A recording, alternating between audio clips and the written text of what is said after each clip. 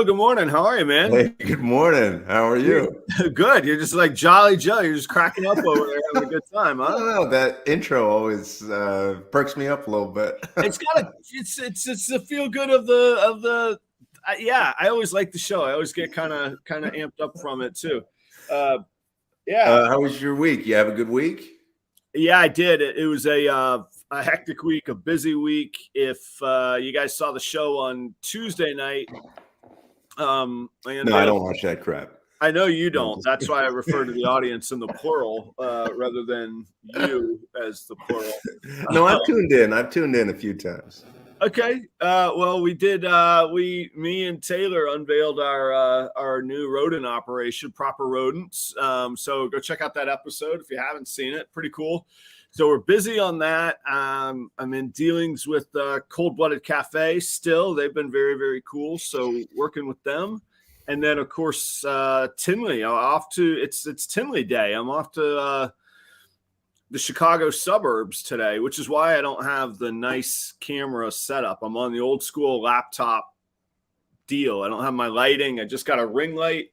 Actually, let's adjust this a little bit. Let's see here. Maybe I like that tone. It's a little lab ratish. Anyway, it's 6:30. Go back to what you had. Oh yeah, you No, I'm just kidding. No. I mean your old computer. Oh, I know. Oh wait. I know what's different.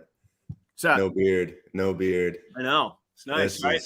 No. Baby I think we all agreed that you should keep the beard, and you went against the community here, and we feel. I'm going to speak for all of us. We're a little hurt by it. I'm going to tell you, I learned it from you, Joe. I'm going contrarian and I'm going right. And I'm going to nail the bottom 25% of that square, and I'm going to reap the benefits from it. Me? What? Never did that. You put up a little graph and you played the whole Punnett square move. Oh yeah. Okay. Yeah, contrarian and right. Okay, all right. I see. Yeah, and yeah, but I mean the Minnesota winter's coming, and I know. That's gonna be. You should really. It should be a lot more than what you had too. It should be like this. It might be. This is a little bit crude, but I could pop out a beard about as quick as a fart, man. I can. I'll be there if I need to. Just pop out a beard. Yeah. Pop out a beard this week. So, well, I want to say good morning to everybody in the chat, and I also want to make sure. Hey, Jen at High Viz. A special good morning. She's one of the Patreon members. She also is picking up a snake from me at Tinley. Jen, will you message me in like an hour? Make sure I don't leave the house without your snake, because I'll tell you a funny story. I have a male that I borrowed from Jeremy Bod, and Tinley will now be the third show that I'm supposed to bring that snake back to him, and I've forgotten it. So I'm going to try and get it on the third time. But it's really funny because Jeremy and I lived about 2.5. Jeremy lives in St. Pete, your neck of the woods. Now we are reconvening in Chicago to settle up on this male snake. And yeah, so anyway, thank you. Thanks to everybody in the chat. We're gonna do a little overdrive on the show today because it is 6:30 here in Minnesota, but I gotta hit the road by about 9 o'clock, and I'll show you behind the scenes. You can't see it very well, but there on the is all the displays that I have to pack yet this morning. Yeah, so that was one of my questions, because the Tinley thing is so. Well, first of all, I want to hear like what's the difference between Tinley and Daytona, but also I want to hear about like what you need to do to prep for a show like this, and is it different from a Daytona that I went to? Yeah. Okay. So a lot of questions wrapped up in there. First, I don't know. Never been. I've only heard of the thing. And like, so in the industry, I've picked up, if you're from Florida and this regional Southeast, you're like loyal to Daytona. If you're from, and it's the best ever and the greatest thing ever. If you're from almost anywhere else, Tinley is the biggest, baddest, greatest. And then if you're from like the West, it's Pomona, California. And then there's a big one in Arlington. But I think everybody agrees that Arlington is like everyone's number 2. So you got Arlington, Texas. Okay. Dallas Fort Worth area, I think. Now I'm just making up cities. I don't know. I'm just throwing names. Austin-ish. I don't know. That's a big state, Adam. That's the beauty of Texas. You could just be like, yeah, it's in the region, south central-ish portion. So there are people who are coming to Tinley from all over the country.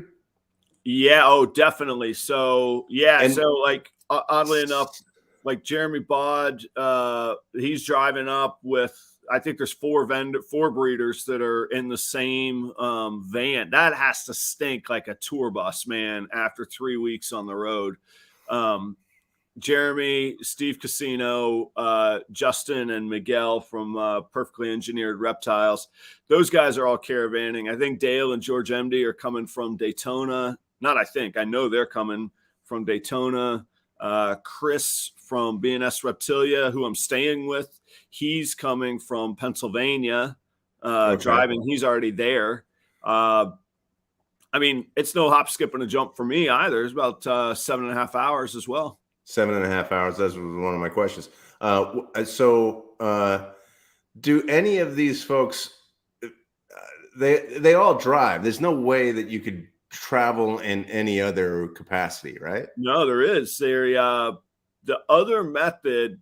So one thing I'm noticing about the Midwest, that there might not be like everything really close, but within 5 hours, man, or actually within 8 hours, I could be in Kansas City, Omaha, anywhere in Iowa, anywhere in Wisconsin, Chicago, and 9 hours I can be in Indy. So that actually is really convenient. And that doesn't include whatever's going on in the Dakotas. Those are right there. But I mean, I don't know what you got. You got Fargo, you got, I don't know. Anyway, I'm gonna Bismarck. It's like, when I used to think the world was flat and you would just sail off the edge. That's right there at the Dakotas. I don't really know what's over there. I hear there's legend of stuff, but I don't really know.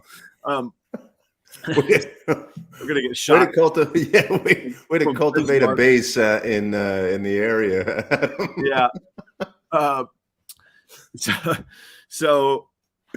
But yeah, to your question, so the other way to do it is that you pack up all your animals into one, basically shipping, not crate, but shipping reptiles appropriate shipping box.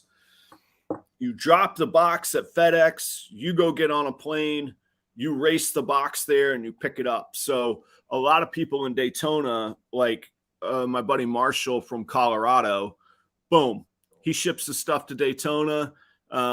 And I don't think he does anymore, but there was a time where he kept a storage unit year round just for his show stuff for Daytona. Okay. And the animals he would fly back and forth. And that's to save time, or I would imagine that's expensive.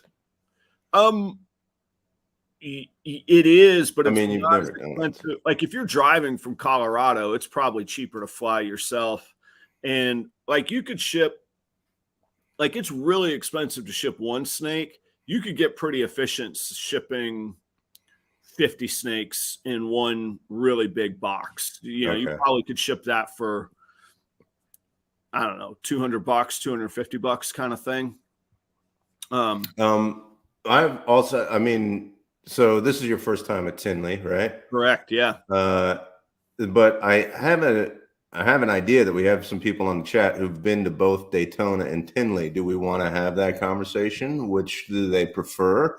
Yeah, sure. Or is that, or is that contentious? And will we create divisions? And no, I don't think it's contentious. The only contentious parts that I've heard are some of the behind the scenes, and really not snake breeders. Some of the bigger advertisers that have felt they've been slighted by one or not given as handsome treatment by the other. Okay. As far as vending, it's got to be a killer show. I mean, in some ways, sure, you travel and you show up for the presence and the clout, but at the end of the day, that's an expensive undertaking. Even me just coming from Minnesota, let's just break it down real quick. If I had to spend 5 nights of hotel, because it'll be a Thursday through a Sunday night hotel, Thursday, Friday, Saturday, so 4 nights in a hotel, there's $1,000 right there, or close. Mm-hmm. Let's just call it $750. You're going to pay, I think the table's $300, but it might be $500. I'm not sure. Mm-hmm. So before you eat or put a drop of gas in your car, you're north of $1,000. And so food, fun, travel, you're going to spend another $1,000 in 4 days. So, I mean, you're really looking at a $2,000 overhead, which that's a lot. And I mean, I'm fortunate that there's some good relationships. I'm not quite that far in because of some nice lodging considerations and sponsorship on tables. We're getting neat sound there, huh? Anybody else getting scratchy? Yeah, I'm getting a little scratchy. Brandon brings up a good point, though. He says it's a lot more international and doesn't have the same Florida restrictions. Florida has highly significant restrictions of what animals you could bring, the paperwork and licensing that you need. Midwest is wide open. Like, you don't have to have the state, like, there's not a state there is a state regulation. You can't have venomous animals, and you can't have locally gathered, and you can't walk into the Minnesota countryside and gather animals to go sell at the show. Okay. Well, I know it sounds funny, but that would happen, and does happen. It's poaching, but so that's a really good point on that.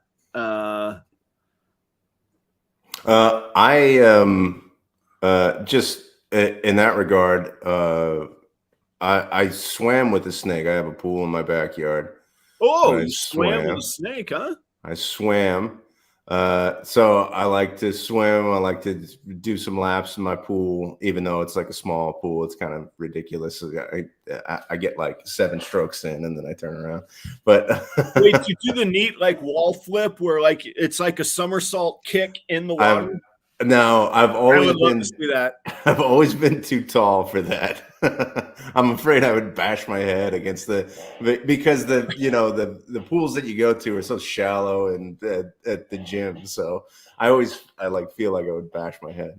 But I love the humble brag. You're like, nah, my pool's just my pool. It's too small, but you got the waterfall from the jacuzzi gets in the way of my spin, flip, kick.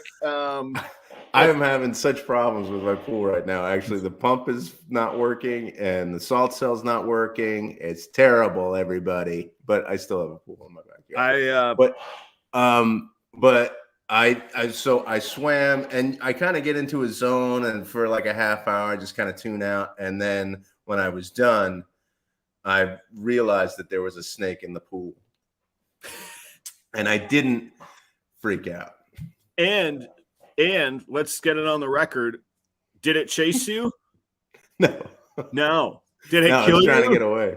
It was trying to get away. It was actually trying to get out of the pool. So I helped it out of the pool. And I put it in the backyard. Good man. That's what I'm talking about. You didn't get your rake and go fight it like a good Florida man. I did use a skim. I didn't go up with my hand or anything. I used the skimmer pole, and I got it. Okay, cool. Nice work, man. Anyway, back to Tinley. So what's your prep? What do you have to do? How do you make choices about which snakes to bring? Do you bring the whole thing? What do you do? Yeah. So that's something that messes with my head and messes with other breeders' heads. You'll hear a lot of things like, I don't know if I have the show stock for Tinley. I don't know if I should be there. I don't know if I'm the caliber guy. Okay. And what I've decided is I've put all the work in. I am who I am. Let's go do this thing. Like what? I'm good enough in this space, but not that space. Screw that. Like let the market tell me that. And maybe it will. Maybe they'll all laugh at me. I don't know. but I did fine at Daytona. I didn't do amazing at Daytona, and I truly believe location was working against me at Daytona. Okay. And so, Joe, I'll give you the short version. I think most of the regulars in the audience know, but maybe not. So Redline Shipping, who is one of the sponsors on the Tuesday night show and has been great to Proper Royals. Guys, use the promo code PROPER5 at Redline Shipping. You're going to save yourself $5 on your next shipping label. The guy, Robin Markland, that owns Redline Shipping, he calls me out of the blue. I've been working every angle I can think of. Buy a table as a podcaster and sneak a snake in, partner with Chris at BNS Reptilia so that we have 15 species, so that I'm not just, they won't give a table to just a ball python breeder is the thing. Yeah. Oh yeah. There's that. Yeah. So there's this whole, not drama, but there's a whole debate of like, you have to declare what species you're going to bring, and they choose who they'll sell the table to because they want to have variety. They want to attract a lot of different people. Excuse me. Wow. My voice cracked there a little bit. So Robin, so I'm working every angle I can. I'm trying to find people that I know that own tables that maybe aren't going because the market's down and it's a tough time, and that I could buy their, sublease their table from them. And I never thought to call Robin because I'm kind of a small fish, I feel like. Out of the blue, he calls me and he goes, "Hey, I got a table right up front in the lobby to check in, the registration. You want it?" And I was like, "Hell yes, I want it. I'll be there." He's like, "All right, see you there. Bring your stuff." And I'm like, "Okay, I'm in." Boom. So that's so to answer that, I'm going to take what I have. The other thing that I'm not saying this in a snobby way, I'm saying it in a comfortable way because I know these folks. I looked at some of the vendor lists. I can hang with what they got. I know who they are from their shows in Florida. CRM Reptiles. I think you get it twice if you're, in good. In good loyalty and responsible partnership with Redline. There are a lot of other codes out there. I think they work either once or twice per person. There's a show code. There's also a Robin code. Poke around a little bit. There's some good codes out there, but I think it only does work one time. I think it's to attract you, and I do think that their customer experience is really good, as well as their end product and reliability. But I believe it's only one. I do believe it's only once per person. So, and then to wrap this whole topic up, Joe, the really easy answer is the amount of stock I have is almost identical to the amount of space that I have in my displays. So, okay. Everything. You just take everything. Okay. Okay. Yeah. I think I have like maybe 5 or 6 more snakes than what I have slots for. So I'll decide. I'll either double up a few in the display if they're the same morphs and the same sex. Okay. But otherwise I'll just leave them. And I have, like, people in the audience will know what I'm talking about, but I think I have like 7 or 8 or 9 Candinos left. I don't need to bring 9 Candinos of my 42 snake slots. So, I'll probably bring 3 or 4 of those and then fill the rest with new hatchlings that are ready. I've been working on recent hatchlings to make sure they get enough meals in them that they're ready to go and they're healthy and safe to travel and ready for the next person to own them. So, CRM. Look, guys, it's one thing to have a guy that's getting paid talk about Redline Shipping. CRM Reptiles says, "I've used your code and they have the best shipping rates out of everyone, it seems. Best price, best experience, and reliable product." There you go. That's CRM. Boom. That's what it is. Okay, so are there any that you kind of hold back on because you want to use them for breeding? Oh yeah. Oh, that's so all of those racks are full. Those are my breeders right there. Those are the holdbacks from last year that are growing out.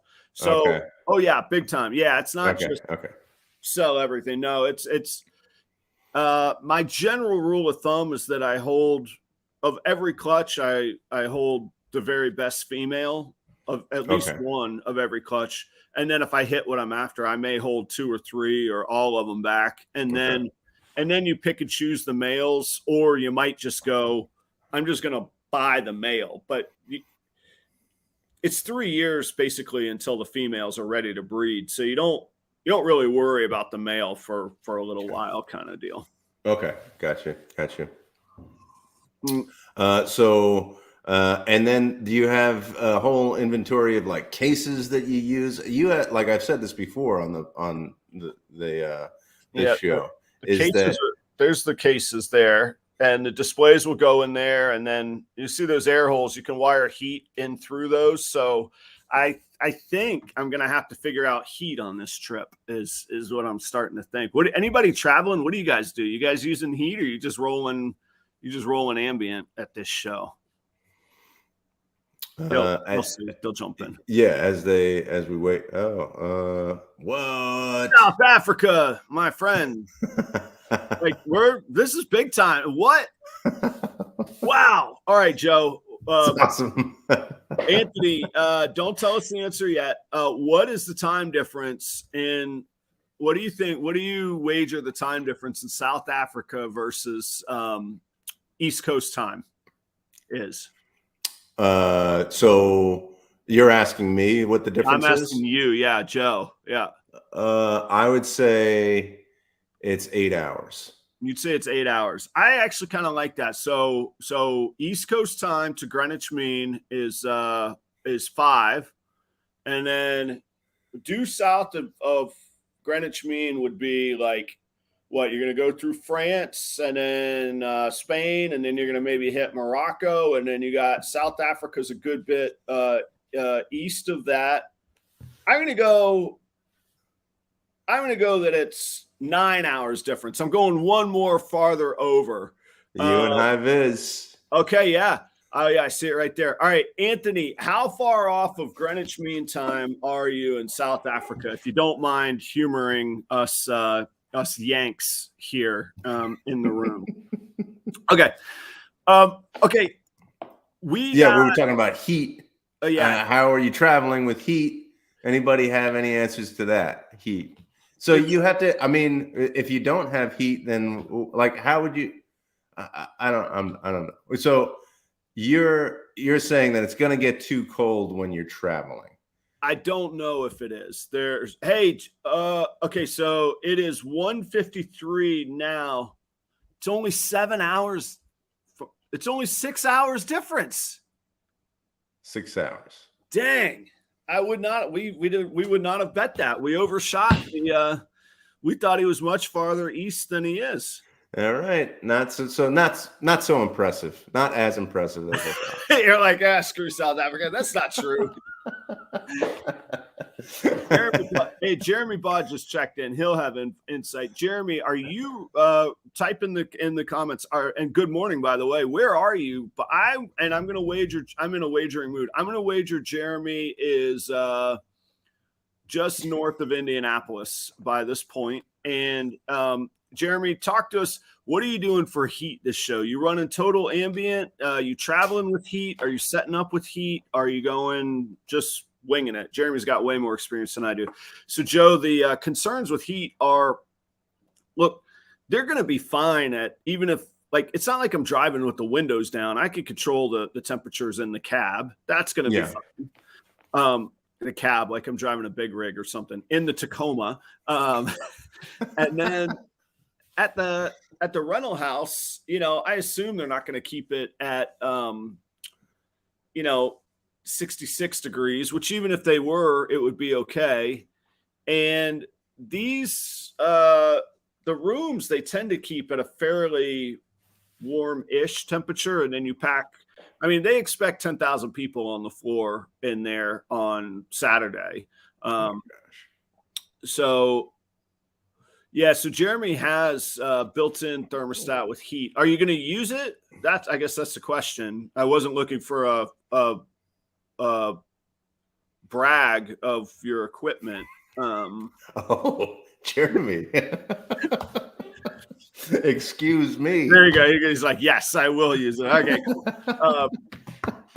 So Jeremy and I, we're good buddies. It's cool. All right. So the thing with heat, though, there's a couple debates of if they're going to be cold, do you leave them chilled, or do you do this up and down where they get cold, you reheat them, you get cold? The other thing, when you warm them up, they tend to like to poop, and you're going to get some poop in your displays, and you could make somebody's first impression of that snake being I really love the past tense of curse words. So like you could get shat on would be it's a great word, right? So you don't want that to be the plan. Yeah. So Steve uses a heat coil with a thermostat. Yeah, I got these cold weather shows. I'm gonna have to learn about this stuff. Heat cable. Yeah, I have heat from my displays. So what I might do at the end of the day is pack them back into the because I've only got 3. I could pack them back in, heat them up overnight kind of deal. Ken, you run them on top of your ARS, huh? Okay. Wow. Ken, are you vending at this one, dude? Joe, you would recognize Primal Scales if you saw him in person. That's Ken. You met him in Daytona. Okay.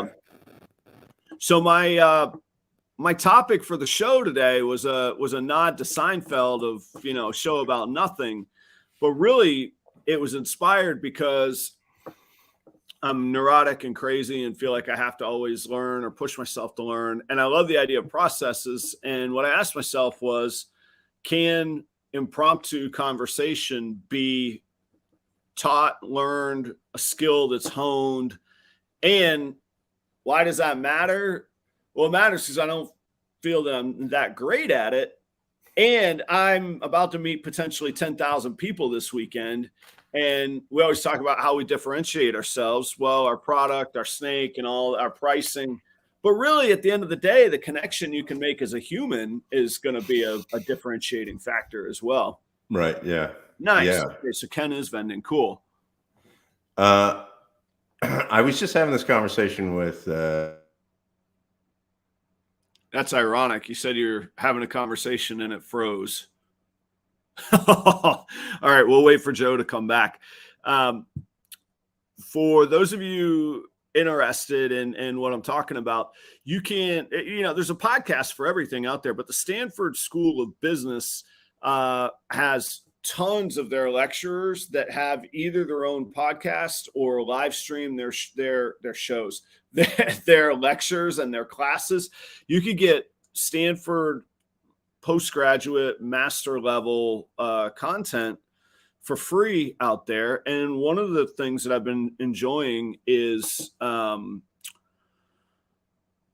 the communications department. And I never really understood what a communications degree would be. You just talk to each other and communicate. In my mind, I'm like, you need a degree for that. But there is a whole study of it. And I've discovered this podcast, and I'm going to find it to make sure. It's called Think Fast, Talk Smart. And it's been going for several years now. And it's a professor and lecturer at Stanford that talks about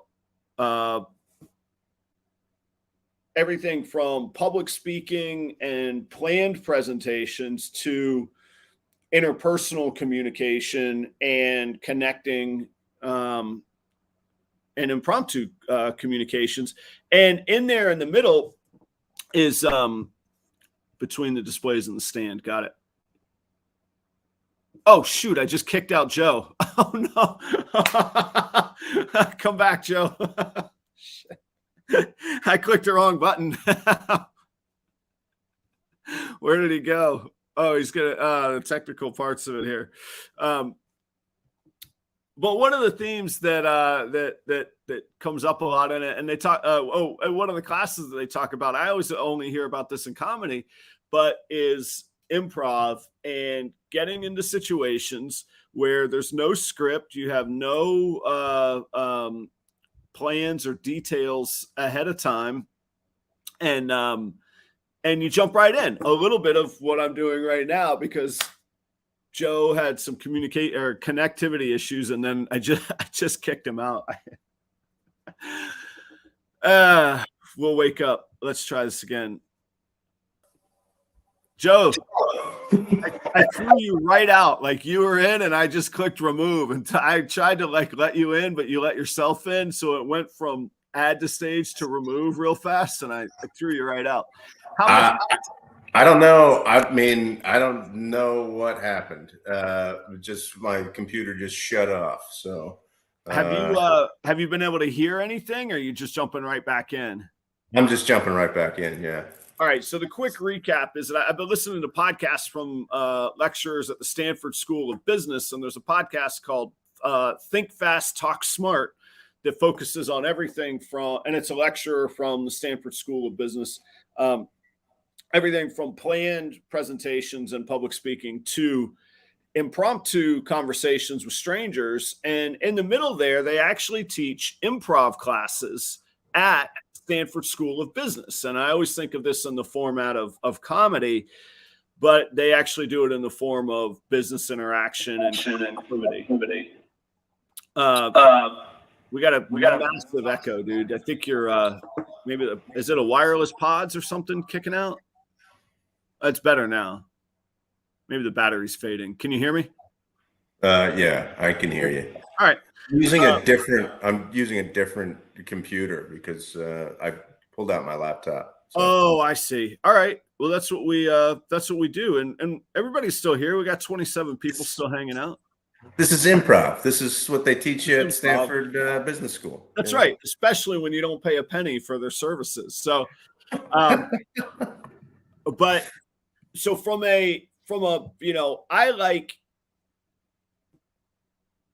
the idea that sure, some people are really good born talkers. Some people are born creative. Some people are born with a bigger frame and will have pecs that I will never have. But in all of those situations, there are processes and things that we can do to sort of level the playing field. And I like creative exercises, and I like the things where for our whole life we go, oh, either you're good at it or not. And I've come to believe that's absolute BS. You might not be the best ever, but you can get proficient at a lot of things just by breaking things down into a process. And so I was wondering if, first off, because I know that you've done a lot with, I'll just say from an HR standpoint, but from a leadership, a listening, a speaking, it's one of the reasons I want to do the show with you, and I love doing the show with you. What insight or background do you have on that before I just paraphrase a whole bunch of Stanford lecturers? Well, yeah. So I've done a whole lot of different things in my career, if you can call it that. It's really just a string of jobs that I've put together. It's not really a career. No, but they're neat and they're fun, and it's an interesting. Go ahead. Yeah. So, but the thread throughout the whole thing is I get up in front of people and I present stuff, and I was just having this conversation with my stepson, Aiden, who plays soccer. And he goes out, he has practice all week. He plays during the weekend. He goes back in our backyard and he practices all the time. Right. And he launches rockets off his foot. I've seen, I enjoy some soccer. I enjoy English Premier League. I'm a Liverpool fan.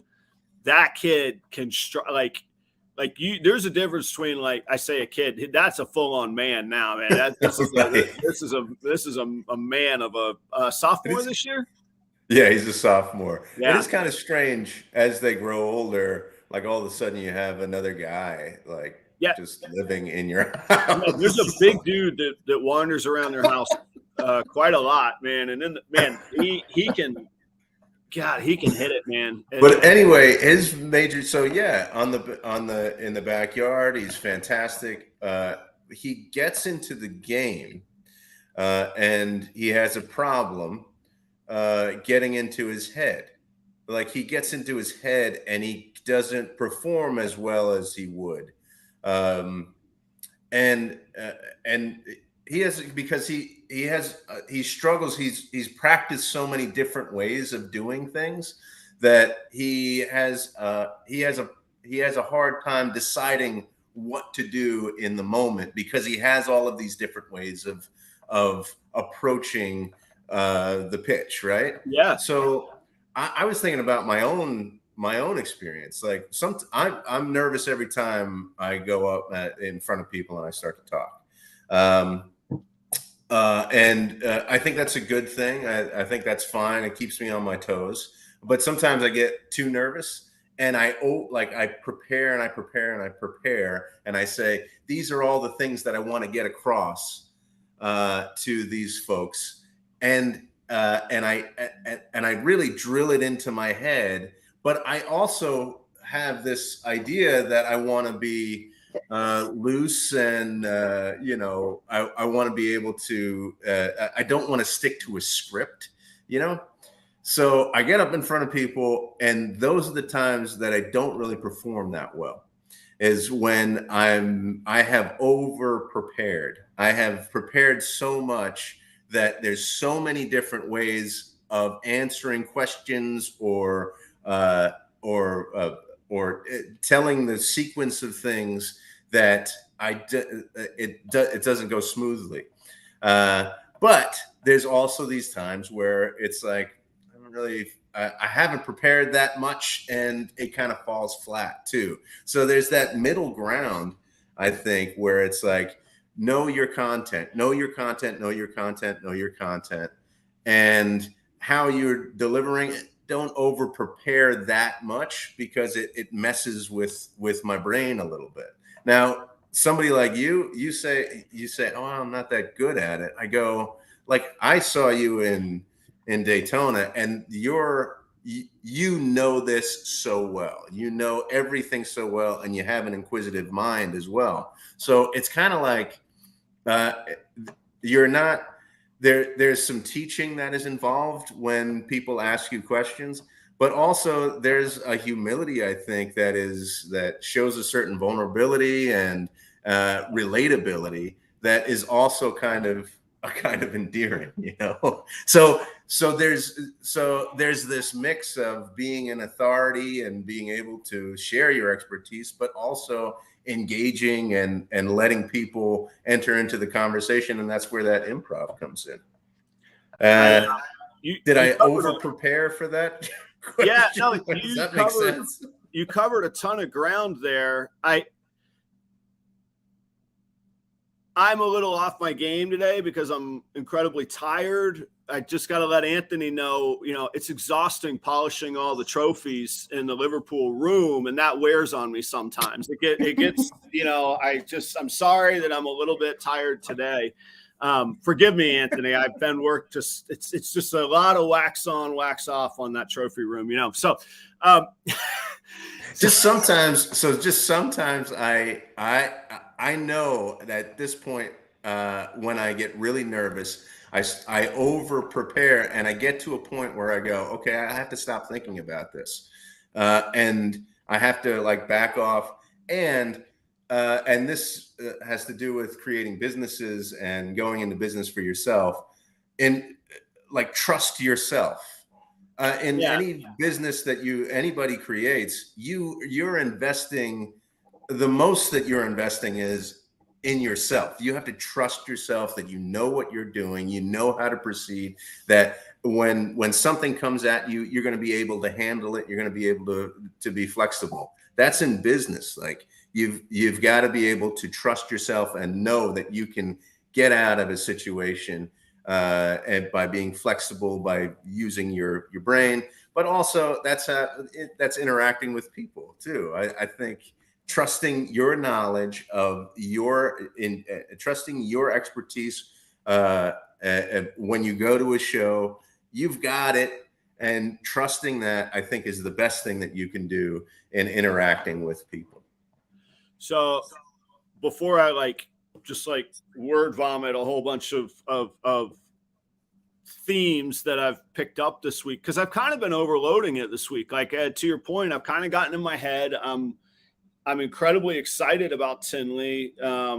There's great business opportunity, both from selling snake standpoint, but also from business relationship, where I'm at, where I want to get to in my world, potential sponsorships, and just learning and growing, and that, you know, reaching a new plateau of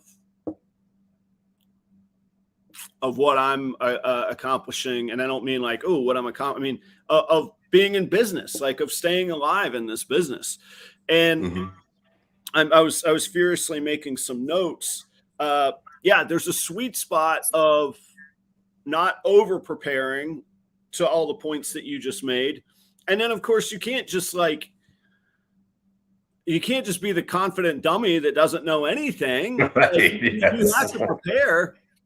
But I'll give you an example that's not snake related, and I'll give you two really quick ones. I used to always tell my team, I never gave my teams in the restaurants scripts. I never said, you guys have to talk about the Chianti and you have to talk about the turbo poppers or whatever the hell. That's a waiting or office space nod there. But I told them, confidence is sexy. Confidence is what's going to sell. And confidence comes from knowledge. There's no way to fake it. You can BS your way through, but you're selling a chef's food that is a world-class chef using world-class ingredients. And if you don't take the time to Google what star anise is, you can't talk about what the lamb loin is crusted in tonight. And I know you all are going, what the hell is star anise and a lamb loin crust? Yeah, that's because they need to be the experts and they need to bring that knowledge to you. And then you're going to love it and you're going to buy it. And so there's that factor in it. The other example I'll give you, the last St. Patty's Day concert, St. Patrick's Day 2023, we get booked in Punta Gorda. I get chills talking. Ooh, it was awesome. We get booked in Punta Gorda, street party. There's probably literally 2,500 to 3,000 people there. And normally when I play a show that size, I am terrified. It takes me 3-4 songs to warm up, and then I'm good. And that day I felt like Superman walking on that stage. I was well prepared. I had a killer band. I knew that I trusted those dudes. And I knew that they were pros and they weren't going to crap the bed either. And we went and crushed it. It was phenomenal. We were confident on stage because we were well prepared. We didn't over prepare. We kept right. Yeah. My shows are always, you know, I know what the beginning is. I know what the end is. And I got a couple points in between, i.e. verses and stories I got to tell. But if somebody's on fire, they're getting a double shot on their solo. If they're not on fire, I'm going right on to the next point. So I'm conducting as I go. And that's part of it too. The other things that you mentioned though, and I think we all know that, particularly insightful. That's not Stanford Business School insightful or not. I see, yeah, Benevolent. I see we do see the chat. I try and keep engaged with the guests and sort of. I do see it though. It's not hidden. But a few thoughts too that you brought up. Be curious. Make it about the other person. If you're ever like losing steam, there's a great, like, however you paraphrase it, a great tell me more. Oh, I'd like to know more about that. Oh, that's interesting. Wait, you do that? Like, make it about, it's not about you. It's like conversations are never, we spend all of our time waiting for somebody else to finish so that we can take it over. Right. Yeah. And people are inundated. Like, that could be your one differentiating factor. Hey, Adam really listened to what I wanted. Well, also, I also think that a marker of confidence is being able to say, I don't know, tell me a little bit, you know, because you're confident in things that you know, and that breeds you be open to letting people that you don't know about stuff. I mean, that's a marker of confidence. I love this. I love what Hiviz says about had a boss that would nitpick everything I did in these presentations. I mean, nitpicking about the things that you did, and I do it all the time. I'm like, you know, I give a presentation and I go, oh, I missed this, I missed this, I missed that. And sometimes if I have presentations in succession, I go, well, I got to remember to do that in the next presentation. And that presentation doesn't go as well because it's not flowing. It's because I'm trying to think of things. Like I get into my head and I go, I got to hit this point, and it's not as natural. It doesn't flow as well. You don't feel it the right way because you're up here. So so the boss can do that to you for sure. And that's why most management is like, you know, expertise is don't nitpick people, don't micromanage, right? But you can do that to yourself. You can nitpick and go, what did I do wrong here? Which, I mean, I guess is okay after action reports and things like that to go, okay, what did I do? What could I do differently? But nitpicking like that it's gonna jack you up. You're gonna go, I'm all over the place here. There's always got to be that healthy balance of expectations because it can't just be a free for all. I mean, we're a specialized, focused. Any business should be specialized and focused, so it can't just be a free for all. On the other hand, yeah, you don't want to push somebody so hard to where they're either perfectly robotic because that sucks. Nobody engages with that. That's not empathetic. So yeah, I would bet 80% of the time I ended my pre-shift meetings with guys, when all else fails, just give a damn and work hard. Like you could get so far just truly, honestly giving a damn. If you don't give a damn, then I can't help you. And I mean it kindly, but you're in the wrong business. Like if you truly don't care if your customers are enjoying their experience in the restaurant, you're not going to last long. You're going to burn out. You're going to hate it, and you're not going to. It's not a healthy place to be for yourself or for the customers. But so a few themes that they shared that might help people and that I love and things that you can practice. Okay, so know your stuff, practice your craft. That's at the core of it. But I like the theme of go get lost on purpose. Like have the confidence, whether mentally you go get lost, whether you physically jog a different trail than you normally jog, if you drive a different way than you normally drive, if you go to a different cultural or ethnic restaurant than you normally would. Go get lost on purpose. Don't get lost in a harmful way. Get lost where you are willing to receive something new. You're going to learn something new. It's going to excite you. Have the confidence to go politically and socially go get lost. Imagine that in this day and age. That's a scary thought, right? Like there's a political and social storm out there, man. Go get lost a little bit on purpose and see what you learn. Like that's a cool thing.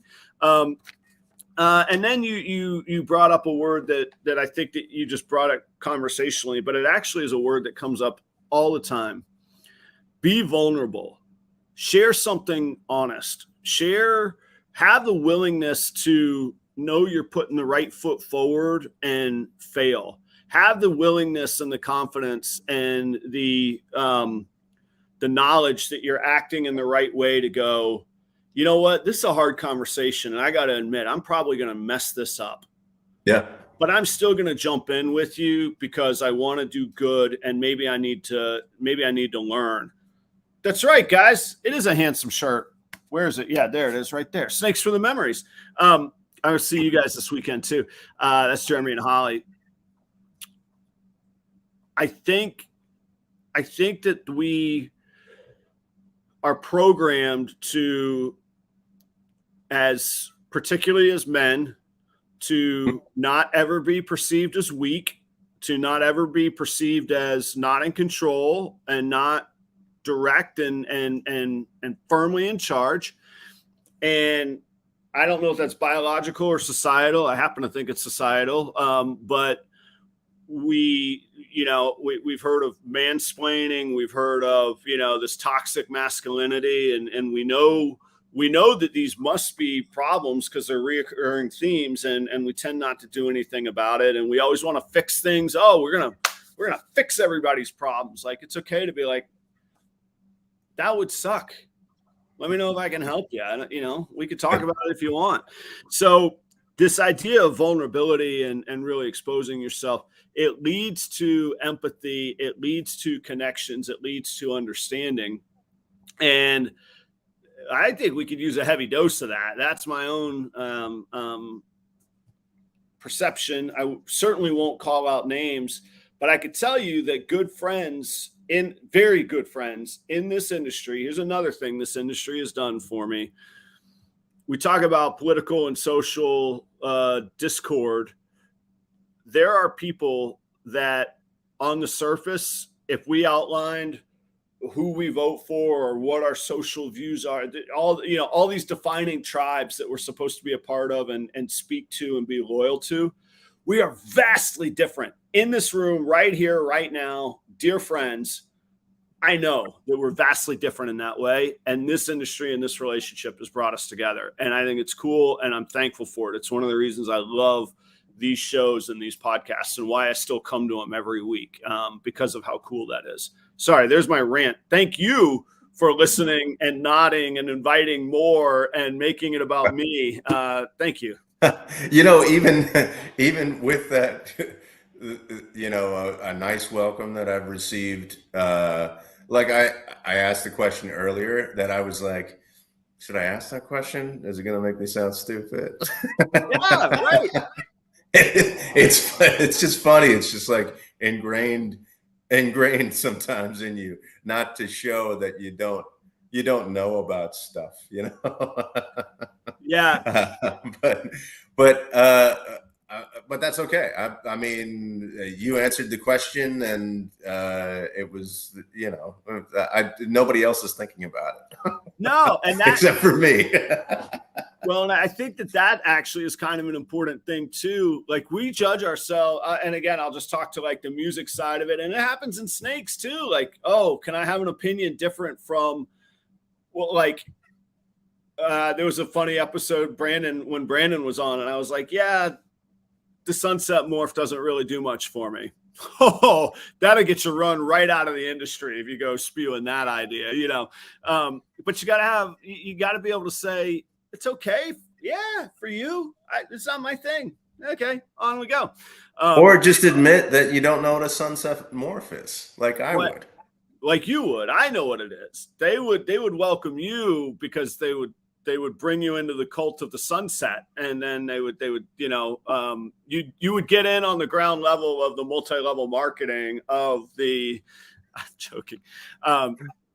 I do like Jennifer's point, and I used to tell my team this as well. That's a great question. Let me go find out, and I'll follow up. So rather than just lying to people, hey, I'm going to own this challenge. I don't know, but I got a world-class chef back there, and I'm going to give you the answer. Hey, speaking of impromptu stuff, I got to send my boy off to school real fast. Hang on just a second. Okay. All right, dude. Have an awesome day today, okay? The other thing that I would add to that is a little preemptive action. Sometimes when I'm dealing with clients, I go, listen, I'll do the best I can to answer all of your questions. But if I don't have the answers, I'll find out for you. Just setting the stage like that is a good way to do that, and to show that that there are some things that I don't know about the tax code right now because it changes every year, like that kind of thing. But it shows care. And like, we always look for a reason to follow up with somebody. Like, what's the worst thing? Like, to get a call randomly. We talked the other day. Just wanted to know if you were interested in my product. No. Hey, you had a question, and I promised I would get back to you, and I'm just calling to follow up. Right. Yeah. What a great, Yeah. It's almost like the Leave Behind, where George like leaves his sweater at his girlfriend's house just so that he has a reason to go back, right? It's I think it's funny. There's a lot of Seinfeld references, and this was, what is it? The episode about nothing, right? That's right.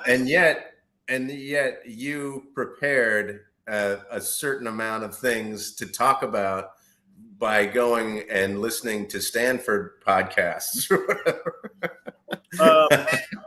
Let's put them in order, okay? You got everything I needed to know in life. I learned from pro wrestling, Seinfeld, and Stanford School of Business. That's you're gonna and Joe Strummer of the Clash as well. I do have my Shannon Peck provided Ramones. Hey ho, let's go, Joe. The other potential title of the show today was going to be Hey ho, let's Joe. I was going to say let's do that next week, but. Now you've given it away. It won't be as good. I mentally stockpile bad Joe puns. I'm full of them, man. Like I really want to get to a point where we're doing it every week, but I can't just make you like. I would want it to be mutually engaged versus just you feeling like a laughing stock or a punching bag, because that's not it. And truth be told, the comments week in and week out, people are far more excited to see you. They've had enough of me. Like you are the reason that they're here, not me, man.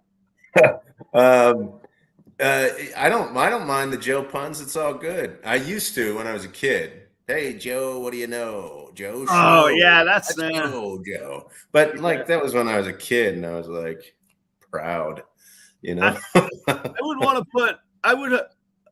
I don't know where the level. I don't know how to define wittiness, but I challenge myself to. I would challenge myself to keep it like pretty witty. You know, I wouldn't want to be like the creepy uncle that pats you on the head. I would want it to be kind of funny. You know? You did it. Yeah. What do you know, Joe? Yeah, those are my uncles. Okay. I don't know if I don't mean to personally call them creepy. Then there was this. I'm on X or Twitter. Right. And there was this challenge to come up with like how celebrity couples have names, like they combined and they like the celebrity couple. Yeah. Names. So like Jeremy and Holly at Snakes for the Memories, they're collectively known as Jolly. Jolly. Okay. All right. Yeah, that's them. Interesting. Well, I came up with if the U.S. House Representative from Georgia, 14th District, Marjorie Taylor Greene, dated Poison guitarist CeCe DeVille. If she did, or she did. If she did, I was like, wow, that's right up there with the boat. No, that was the challenge. If you had two celebrities, okay, what'd you come up with? What would their name be? Well, it would be Marjorie DeVille. Marjorie DeVille. Who's she? I'm sorry. Margaritaville. Like it would be like Margaritaville. Oh, there we go. I'm sorry, man. I'm sorry. Yeah. What would I thought it was more clever than I'm sorry. It's the first time I'm sharing it with anybody. I guess I thought it was more clever than it actually was. No, I broke one of the first rules of pro wrestling. You always have to sell your partner's moves. You always have to make sure that their punches land, you know, and I dropped the ball for you, man. I'm so like well, you got a heart out, so you want to wrap it up? Yeah, I do. I got to get going. Guys, thank you so much. Thanks for being here. A line that I heard this week, I'm going to admit that I stole it. If you want to talk about or if you want to see a great thing, easily accessible, fairly entertaining, a little, not quite my thing all the time, but while you're cleaning, go check out a Netflix special called Call to Courage. It's by a speaker named Brené, Brene, Brené Brown. And she'll cover a lot of what we're talking about and kind of how to get there sort of mentally and safely. But she started the show, and I'll end it with this, that time is one of our most precious commodities. I appreciate you spending yours with us. make the best of it. Go crush it out there. If you're going to be at Tinley, come see me. Somebody asked a couple quick things. When am I setting up tomorrow? I'm going to set up as quick as I can tomorrow, and I fully intend to be live streaming my whole experience. So you could tune in on the Proper Royals YouTube channel. Come by the booth if you want to do a little spot or an interview or shout out your brand or jump around like a dummy or whatever you want to do. Come by the booth and say, hey, big thanks to Redline Shipping. I have to say thank you to them. They're making this whole thing possible. Chris from BNS Reptilia will be with me. Shannon did get me an accompanying Ramon's chain wallet in the package. It was a whole little package. He asked if I'll be using it. You know, wallets for men are really close to like underwear, man. I don't know. Like I have a travel wallet already, a travel chain wallet that I linked to my belt loop, and then I have my everyday wallet. I don't know if I'm going to have a third one yet. So this one's not going to make it just yet. My wallet is the oldest thing that I own. My wallet. I got it when I was like 16. I was going to say, have it. Mine is still, I bought it at the Oaks Mall in Gainesville when I was a freshman at UF. So 1998, that wallet's still kicking, man. So the wallet is hanging. It will be in the Snake Room, but I don't know that it will get put into action yet. Maybe next decade. We'll see. Huge thanks to Joe. Thanks to everybody. We were South Africa, Moscow today, nationwide here in the States. Cheers, everybody. I'm excited. Travel safe if you're traveling. Joe, I'm going to shut up and let you send us on our way. Have a great week, everybody.